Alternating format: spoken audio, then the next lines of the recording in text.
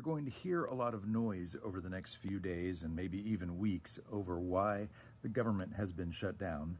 And you're going to hear the MAGA side of the aisle trying to blame Democrats. But let's be clear, Chuck Schumer and Hakeem Jeffries, I give them a lot of flack. I call their offices a lot, asking them to please do something constructive, and they are now. They have been working very hard to try to meet with their friends on the other side of the aisle. I think they've forgotten that we're all supposed to be friends. But Trump has ordered Republicans not to have any contact with the enemy. The enemy. He's calling Democrats the enemy. It's not the way this is supposed to be.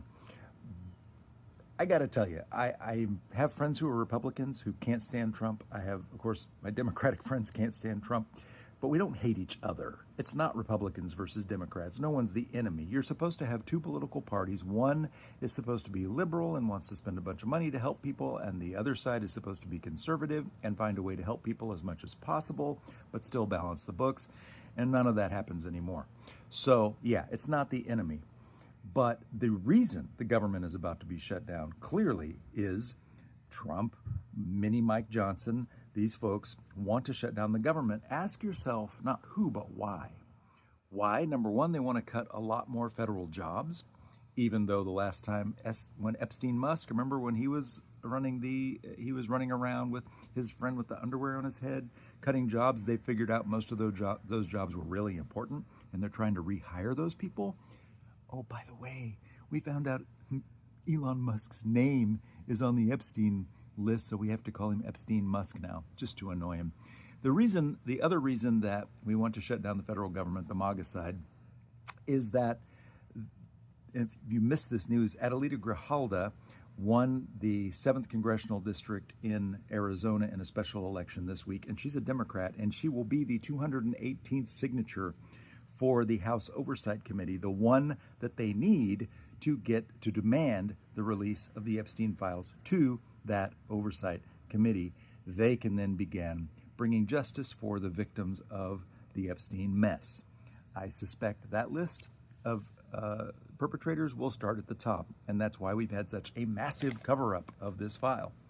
There is something else we need to be keeping an eye on, which is that in the ongoing effort to bully all media that doesn't like him, Trump has been forcing, in the name of privacy, we can't have the Chinese getting a hold of our privacy, so TikTok has to be banned. Well, now they've signed an agreement. Apparently, you never know. Trump always says there's an agreement.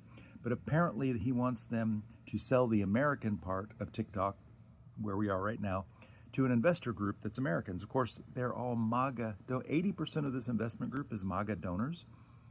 What do you suppose is going to happen to TikTok once that goes through? Gee, I can't think. We need to keep an eye on what's going on with the admirals and generals being recalled.